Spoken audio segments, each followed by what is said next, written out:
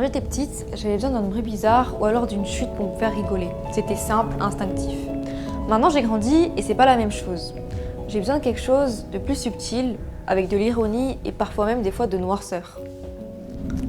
Je sais pas si c'est parce que j'ai grandi, mais ce rire-là, je le comprends plus. Quand on était petit, on avait cette naïveté qui nous donnait le droit de rigoler de choses très futiles. Maintenant qu'on grandit, c'est pas la même chose. Il y a des critères de société à respecter par rapport au rire. Et on peut pas rire de tout et de rien. Tandis qu'à l'Antiquité, ils le faisaient. Les Romains riaient de tout et de rien et cela les rendait très heureux. Au Moyen-Âge, cela a changé. Les gens pensaient que rire aux éclats était quelque chose d'impudique et il fallait être poli. On voit très bien que les choses de la société changent par rapport au rire.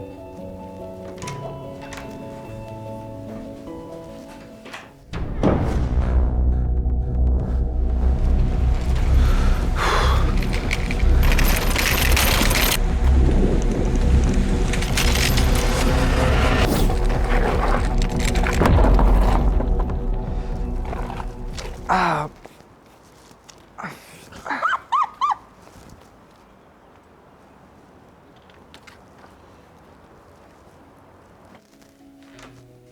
Quand j'y repense, c'est un peu honteux.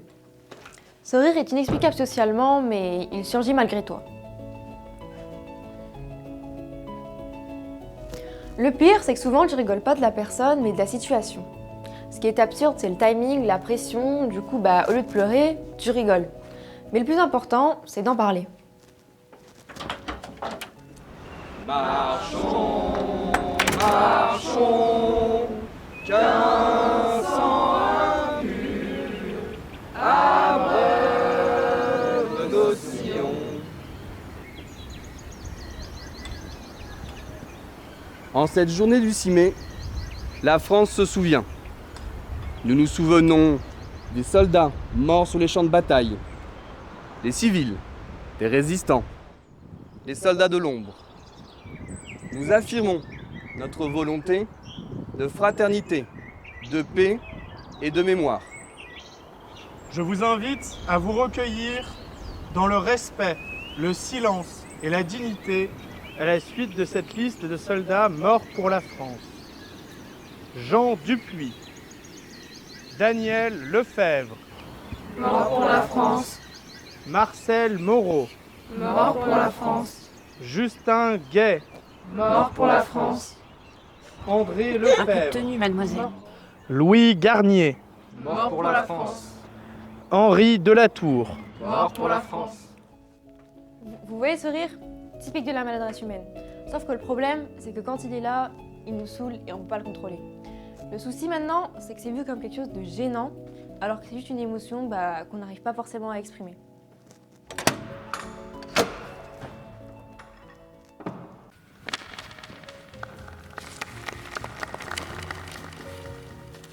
Bonsoir.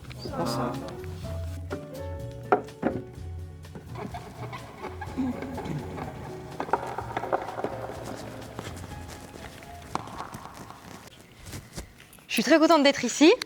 Enfin, j'espère que vous aussi. Et contente, c'est un grand mot. J'ai un peu abandonné ma mère pour venir. Je sais que j'ai un peu peur du jugement. J'ai décidé de faire du stand-up parce que j'ai toujours rêvé de me faire juger dans une salle très remplie. J'ai pas assez été traumatisée au collège apparemment. Toi par exemple, t'as une tête à appeler la police pour tapage si quelqu'un éternue trop fort. J'adore, c'est exactement mon public cible, passif-agressif et constipé de l'âme. Alors récemment, j'ai découvert que j'étais allergique à la réussite. Et mon médecin m'a dit d'éviter tout ce qui marche. Alors j'ai fait du stand-up. Vous savez, il y a quelques jours, j'ai fait du yoga.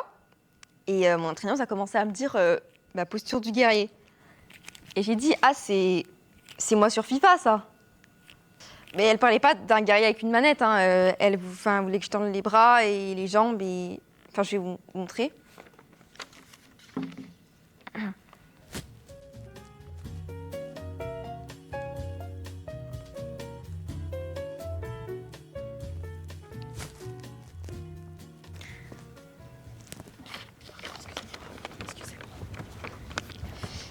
Et moi, j'étais là en mode...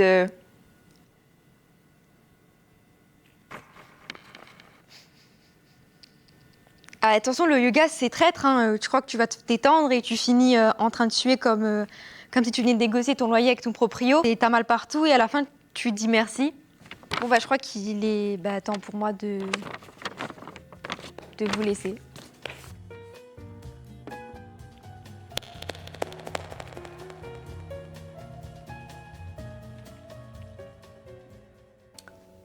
Vous voyez ces situations?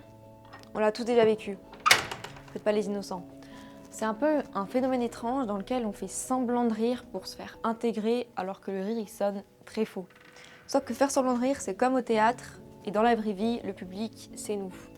Le rire il se caractérise de plusieurs manières, que ce soit l'autodérision, l'euphorie ou alors le ridicule. Même si le rire c'est quelque chose d'assez personnel et aussi à la fois collectif. Mais le plus important, c'est de rigoler pour vous et pas pour les autres.